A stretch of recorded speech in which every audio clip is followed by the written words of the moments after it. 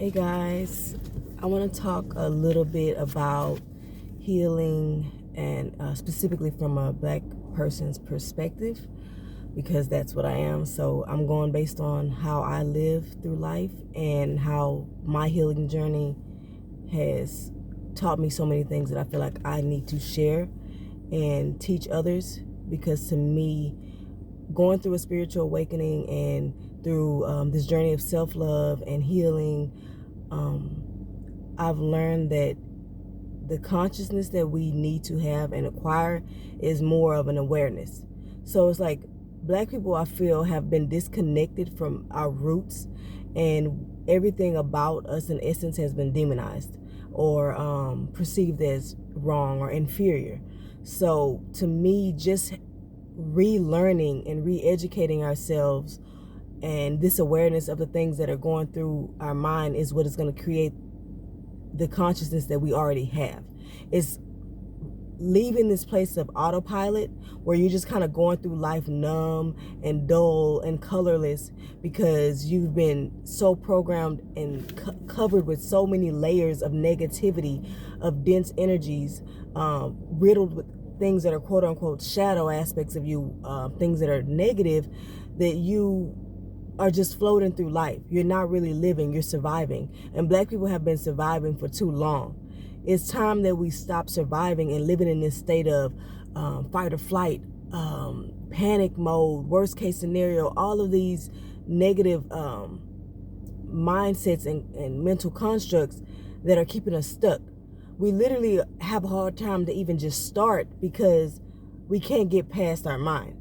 And so I'm big on the mind. I've always been interested in psychology, but I stopped pursuing, or I started getting down on myself because I felt like, oh, I don't have this degree, this credential, yada, yada, yada. All these things that were keeping me stuck, all these negative things, until one day something just snapped within my spiritual awakening, and it's like, why do I need this degree? Why do I need someone else to tell me what I'm qualified for? My experiences, my credential is God. The love and the consciousness that he gives me, well, I don't really want to say he, but that I receive from that type of consciousness is enough. That's my credential. God is my credential. My experiences are my credential. My testimony, my trials and tribulations, and how I've triumphed over them is what I will use to teach. I don't necessarily have to have this degree or that degree to be able to resonate with someone to where it could wake them up and say, wow, I feel her, you know what I'm saying? So once I started realizing that, man, it was just like a snowball effect. I just started rolling and rolling and going with it and doing more things with purpose and with intention. And so let's kind of get into it. I tried to organize myself and type things down, but so if you see me looking down, I'm just kind of looking at some notes and trying to structure this in a way that is a little more understandable. But I kind of just go with the flow with things. But basically, healing for me is holistic. It's not just the mind. It's healing the mind, being aware of your thoughts and your negative. I don't want to say negative, but it's negative if it's keeping you from growing or evolving. It's keeping you in a place of fear of change or anxiety. That can be perceived as negative. I try to stick away from should and shouldn'ts, good, bad, right or wrong, because there's no right or wrong, good or bad. It's just what is serving the life and the reality that you want.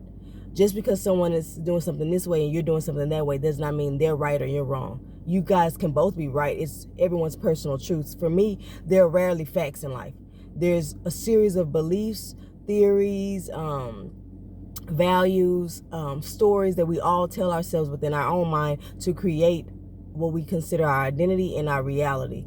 And reading the book Post-Traumatic Slave Syndrome, that kind of helped put a lot of things into perspective about the Black community that I was already feeling, but that kind of confirmed and solidified it. Like I was in alignment with that thought process that I've always had my entire life, even as a kid.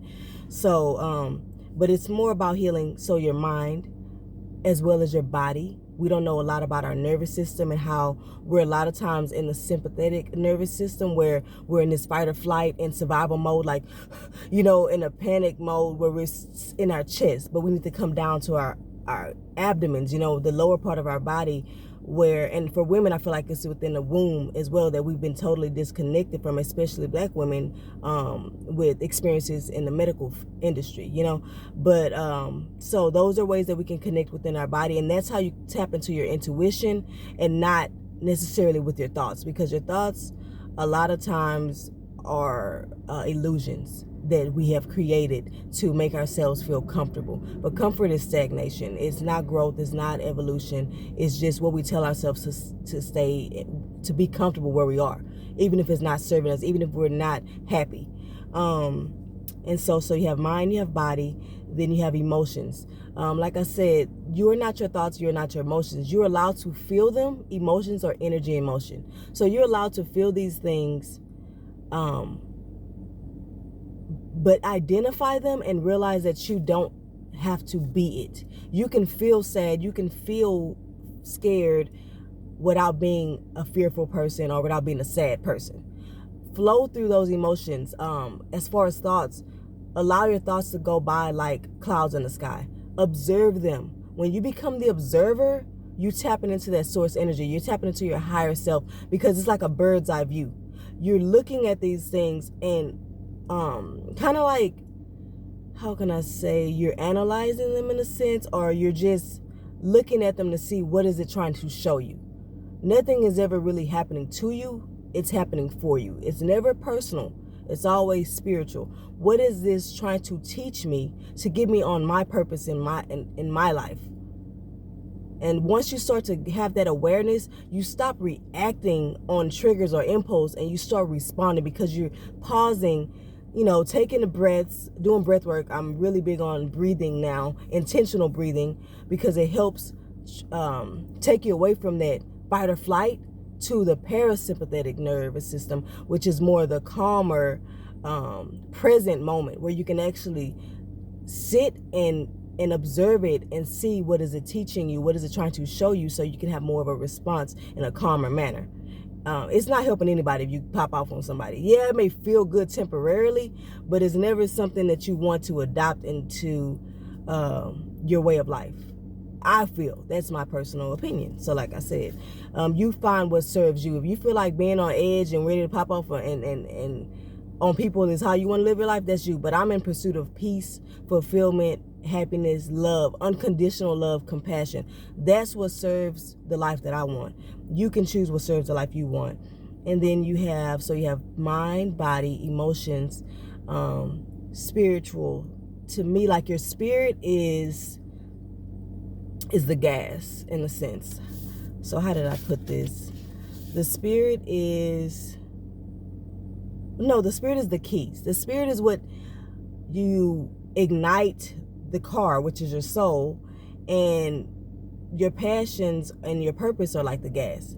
So if your spirit is taken away from you, or someone's dangling it, which I feel like is that massa mentality, that colonizer's agenda. If someone is holding your keys and you feel like you can't get to them, which is an illusion, you feel like it's behind this locked door that you can't get to, but really the door has been unlocked all along. But all those fears and all those thoughts have been creating this illusion that you can't get to these keys. Your soul is in this imprisonment created by all of the programming, all of the constructs, and all of the experiences that you've had in your life that you've adopted to make you feel like you can't start this car up and go and make it to your destination. That's why a lot of times I like to focus on self-love and tapping into your purpose, because those things give you the gas, you know what I mean, and give you some type of meaning.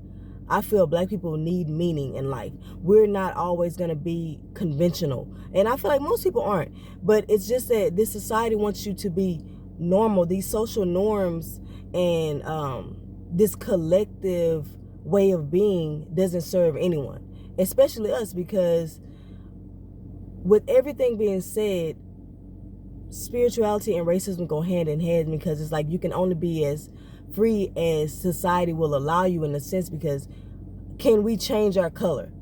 No matter how much you conform, you can't change your color. So until that is addressed, the racism, then it's like we will never be fully accepted. We're walking around in a sense of in constant feelings of exile, constant feelings of abandonment, constant feelings of self-hate, because we have been so programmed to feel that we are inferior just based off appearance. This is why I feel like, okay, hold on, I'm getting off topic, so I'm gonna regroup and kind of come back to kind of organize myself a little bit. Okay, but yeah, don't know if I really got that much more organized. Sorry if the lighting is off. I'm literally in my car and the sun is going, but it's not about the look, it's about the message. So but yeah, basically there's a spectrum within America. Namely, I'm focused on America because this is my perspective. Everyone has their own perspective. And in America, I feel like there's this Eurocentric standard of beliefs, and the further away you are from that ideal standard, the more ostracized and marginalized you feel. So if you think about a black woman, and especially with the sexuality of that's not heterosexual, that's a very underprivileged and I'm not even adding like socioeconomic status, education, all that, but just based on being black, female, and bisexual, that is a extremely marginalized and underprivileged person in this society. Like, the opportunities are there, but the way that society has treated that person or that identity can make you feel that you are not capable or worthy of receiving the benefits of someone else who was of a whiter complexion, or, you know, of a male gender or heterosexuality. These things make us feel that we cannot transcend beyond what I call the dysfunctional lifestyle we've been prescribed. We've been prescribed a dysfunctional culture. The culture we think is ours, I don't feel like it's always ours. I feel like we need to adapt and recreate something that is more on the foundation of self-acceptance and diversity, because there's not one way of being black either. There's not one way to be anything. It's just embracing all people, all ways of being. Just because I talk this way or talk that way or act this way, whatever you want to put, these connotations that we put, these labels that we put onto things, is what creates the confusion and creates the turmoil that we go through, because we're trying to fit in.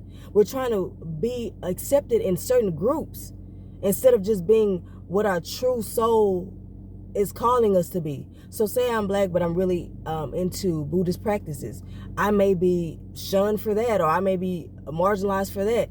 But it's like, if this is resonated with my soul, how do I know what I've experienced in past lives or throughout my lifetime? This is resonating with me we need to get more on a spiritual level. We sometimes, this worldly stuff, we become of the world instead of being in the world. We let these worldly things distract us and disconnect us from what we've come here to do. And so I feel like sometimes in our culture we have this learned hopelessness and learned helplessness, and instead of taking action, we stay in this state of complaining, gossiping, comparing, competing against our fellow brother and sister, instead of coming together as a collective, doing this round table type of community uplifting. As long as everyone has the same agenda, the same goal, the same mission, where we come from, we're coming from all walks of life, but that is irrelevant in a sense as far as a problem. It's good because we're coming from different perspectives, and that means we're going to get a bigger group of people that will resonate with us, because different people are going to pick that person that may resonate with them. So we're going to touch more people. To me, the more heads, the better, because someone who may resonate with me may not resonate with A or B or C. So that, with that being said, also I feel that self-love is one of the biggest things.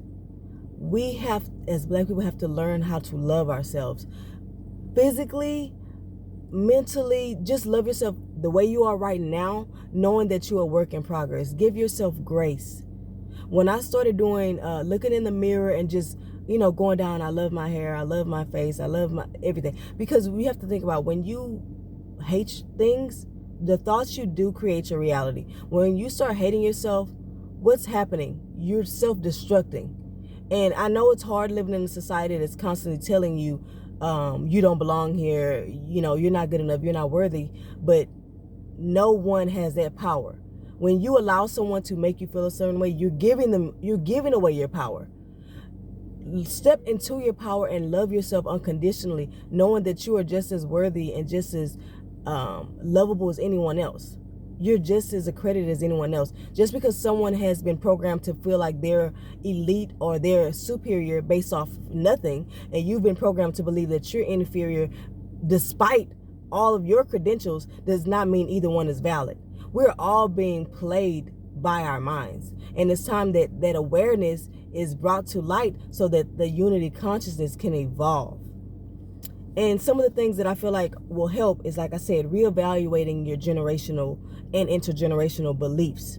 These beliefs that have been passed down through what I call the monster mentality. And like I said, I keep going back to that because I feel like for the Black person, the collective mentality doesn't serve us at all, because it's literally the collective mind says that Black is bad, white is good, in a sense. And so when you think about having a mind that's telling you you are bad, but then for another person, the mind is telling them that they are good, whose mind is serving who more? Whether it's right or wrong, not saying that they don't have issues as well, but at least theirs is serving them. It's not keeping them down in a sense. It's serving them based off false lies too, but it's serving them. So for us, I feel like reevaluating the beliefs, the traditions, the stories, the patterns that may have been taught from your parents, from your, your grandparents, or just that you perceived. Starting to look into yourself and writing down maybe the thoughts that go through your head, writing down the beliefs that you were taught and the values that you were taught, and saying, does this serve my life? Is this uplifting me? Or is this keeping me in a state of dismay, turmoil, chaos, just to be considered a good mom or a good dad or a good husband or a good friend, or just to be received in this job, to look professional, whatever those things may be, to not look loud or ratchet, or to not be so doing the most, or not to be in my feelings. All of these things that have been created to keep you in a box. I couldn't fit in a box if I tried to. And that's what I was doing for so long. Crunched up, uncomfortable, because I was doing everything that I thought people wanted of me. I was the biggest people pleaser. The day I started telling myself what other people think about me and feel about me is none of my business, it gave me so much power, along with realizing that I'm not my thoughts and my emotions. And so, like I said, so reevaluating those and become an observer, reparenting and reframing your mindset. So once you are aware of those things that no longer serves you, then you start to think, okay, how can I reparent those? How can I give that love and affection that I feel like will nurture into a more positive, uplifting mindset? How can I reframe? So meaning if you have a negative thought, you reframe it to something more positive. Like you can say, oh, look at them, they just ratchet, they loud. Then you can say, well, who am I to judge? Just because they're loud, who says that's wrong? Why do I think that's wrong? What happened in my life or in my experience that made me feel like being loud was wrong? And then that's when you start to address it. Maybe you want to be loud, because a lot of times our triggers are illuminating our shadows. So when you start to be more aware, you start to heal. Healing is awareness to me. And so once you start to do that, you start to release and allow things to die. Death is not scary. It's really transformation. Once you start to realize that, it's easier for you to let go of things that are no longer serving you. And that's not necessarily life in general. It could be a relationship, it can be a job, a pattern or a habit that no longer serves you. And then reassess the roles that you have acquired and see how you can redefine them. Redefining is going to be essential within the Black community, because the connotation and labels that we put onto things is really what controls us. So say you're outspoken, but somebody can label you as loud, and then now all of a sudden you become timid and closed off and you don't feel comfortable speaking within yourself. You can redefine, and that's part of reframing as well. You can redefine everything for you, or you can redefine a role. what does being a good mother mean to you? It doesn't have to mean sacrificing everything in your life and your well-being and your individuality to be in a good relationship or to be a good parent, or you feel like you can't do a job that's from home instead of a 9 to 5 because that means you're not productive or whatever. It's I just feel like that's going to be very essential in creating a culture that we have the control over, and not something that we've been prescribed or manipulated with social media and in the media in general. And I already said, becoming the observer, doing ego work. Ego work is basically reassessing how you identified yourself over your lifetime. These thoughts that run in your head, you're better than them, or oh, look at them. The judgment, kind of reassessing why you're judging that person, and because your ego really wants you to stay. It doesn't want change. It fears change. Anything that's change, it fears as like a physical harm, like danger, don't do this. So ego work is basically acknowledging the thoughts that run through your head that identify you, and asking yourself, how does those thoughts make me feel? And like kind of, do you in making that choice, do you want to choose to continue with that thought, or do you want to reframe it or reevaluate it and create something that does serve you? I also have acknowledging the roadblocks, like vacant esteem, abandonment, demonized roots and ancestry, realizing the things that have keeping you stuck for so long. A lot of us, I feel like, have vacant esteem as Black women. That's part of the post-traumatic slave syndrome, and that's why I say self-love is going to be very important. I want you to know you're worthy of love, just like anybody else. You have to constantly tell yourself that. You have to reprogram your subconscious so that you know that. You have to accept all the things that have been shunned and considered bad about you, because they really aren't. But they can become if you continue to ignore them. Things can fester, and I will get more in details and have specific videos about like ego work and shadow work, but I'm kind of being general. You can take it upon yourself and take everything with a grain of salt. Just listen and what resonates with you, and feel free to do further research on any of these things that I talk about. I feel like ancestor veneration is very important. It's something, but I don't want to put everything that I do onto people, because everyone's not comfortable with everything. And so that's why I say listen to yourself, tap in and take deep breaths, and have intentions that whatever you get from this message is something that resonates with your soul, and that you're not doing it just to be part of a trend or jump on a bandwagon, or because you like how what I'm saying. That doesn't mean it's for you. Really tap into yourself and see, is this for you? Because ancestor veneration is all about reciprocity. It's about giving and taking, which is part of my whole relationships in life, friends, family, partners. I don't want to feel used, and I don't want to feel like I'm around a bunch of energy vampires. But back on topic. It's basically creating an altar that honors your ancestors. It doesn't have to be extravagant. I literally put 2 boxes and covered it with a white blanket and added different things. White candles. You want the 5 elements, air, water, fire. I don't remember all of them. But like I said, I would say look into all of them. And, you can put a picture of someone, your loved ones that, like your grandma or grandpa if they passed away. Someone who you feel like was positive and that you had a great relationship with, who, would bring positive energy. And that spirit, there is a spiritual realm, whether you want to believe it or not. And it's not anything to be scared of. I understand the fear, because I was fearful at the beginning. I'm going to be honest. I had to break down that subconscious construct of the demonizing that was instilled in us through colonization and slavery. So, but the minute I became aware of spirit, they helped me so much. Like, I realized how beneficial it was to connect with, one of my ancestors, and they want to help you. And it's helping them transcend to their new heights, because we have to realize our ancestors are at a very big disadvantage compared to others, because their egos have not been healed. There's still a state of mental enslavement. So it's up to us to live as our ancestors and be their wildest dreams, and start to wake up and live the life that we were destined to live from the beginning. Some of your ancestors may be royalty, some of them may have been slaves, but that doesn't take away the value of what they have to bring to the table. And so also I have fall in love with, I kind of said this already, fall in love with who you are now, the good, the bad, the beautiful, and the ugly. I like to do I am affirmations, strict self-care regimen, you know. Also, I feel like laughing is really good.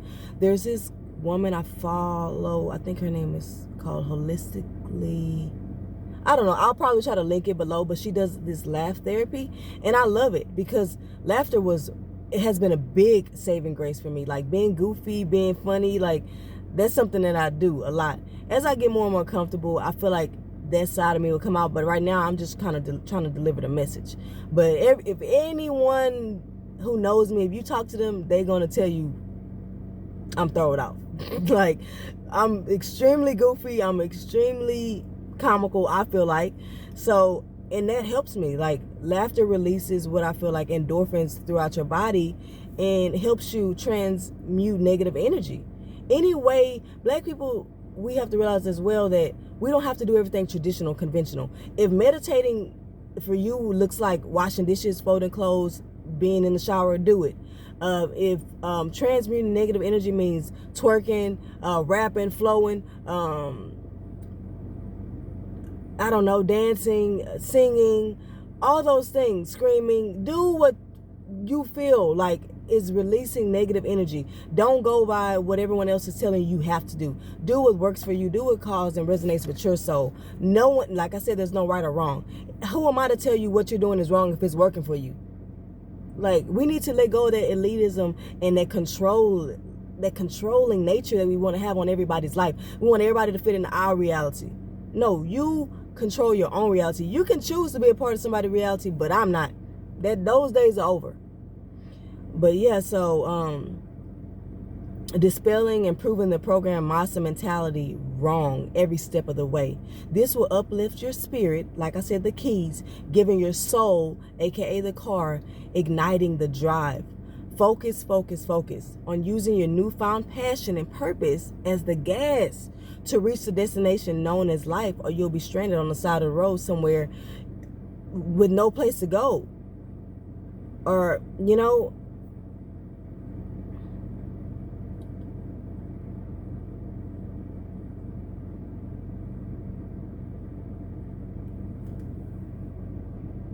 also, don't get too in a hurry to get to the destination. The road trip is the destination. Embrace all of the sightseeing, the pit stops, the flat tires. That's what makes the journey all the more flavorful and meaningful for your ascension and transcendence to higher planes of divine consciousness and unconditional love. Embrace it all. Like I said, the good, bad, beautiful, ugly. That's part of it. Don't think when you do this, then you'll be happy. No. Healing is being in the present moment. Consciousness is being in the present moment. That's something I've had to work on so much because I live up here. This was escapism for me. This was my therapy, feeling like I lived in my head. But really, the head is a big illusion. You have to get past it. Unless it's serving you, it's keeping you stuck in this loop, in this autopilot mentality. Get out of it. And so I really want to conclude this video with, as you start to peel back all the layers, you will see your light hidden. Yeah, we may have a little more layers, but that's okay. We were born highly favored and blessed. We are resilient. We are still here. Remind yourself that despite all the things that our ancestors have been through, we're still here. That should tell you something. If that's not strength and resilience, I don't know what is. Once you start to see your light, you cannot allow the lotus flower that they say comes out of your crown chakra to blossom in all its glory with enlightenment. A higher connection in divine consciousness. That's the only thing you are. You're light. Anything that is not love, light, compassion is not you. The hate, the self-doubt, the insecurities, the imposter syndrome, feeling unworthy, those are not you. The trauma, that is not you. The negative thoughts, the negative emotions, those are not you. You're allowed to feel them and observe them without identifying with them. No longer allow people to define you and put you in these boxes. You define you. Only you. It's time to take the driver's seat of this vehicle and step into your role as a co-creator of your reality. It's time for us to heal, my black brothers and sisters, so that we can join and level the playing field of everyone worldwide, and we can have this unity consciousness. We can't have a unity consciousness if we're not even up there with them. We all need healing. But right now, my path is to focus on my fellow brothers and sisters. I love you guys. I love myself, and I want to share this love with you. I hope you can feel all of this positive energy that I'm sending you. Everyone who watches this may not resonate with them, and that's fine. I'm not for everybody, and I'm not trying to be. But for the people who can truly feel my heart and know my intentions, it will. And that's all I care about. I don't care if only one person receives this message. Like I always say, that person is going to plant that seed, and when it's time to harvest, those crops that it feeds, my words, my message is going to be spread tenfold. Everything is not going to be received from me as a messenger to everyone, but those seeds I'm putting into everyone so they can spread it out. And that's how we do. It's about collectivity, community. We need to start coming back together. If you guys like this video, please comment. I want to hear the comments. I want to grow and start to connect with you guys and build more confidence within myself. Tell me how you like it. Like I said, I'll put the link of the girl who does the laughing therapy, and I will put some other people who I truly follow. And if you follow my Instagram page, the.spiritual.activist, or my IG page, spiritual ACT2VST, then you can see different things that I post, and the people who I really truly follow and I feel like are very genuine, and they deliver the word of spirit and God, and they have just a different level of consciousness that I love and that resonates with me. It may not resonate with you, and that's fine. But I want you guys to know, again, I love you. Peace, love, and healing light. Bye.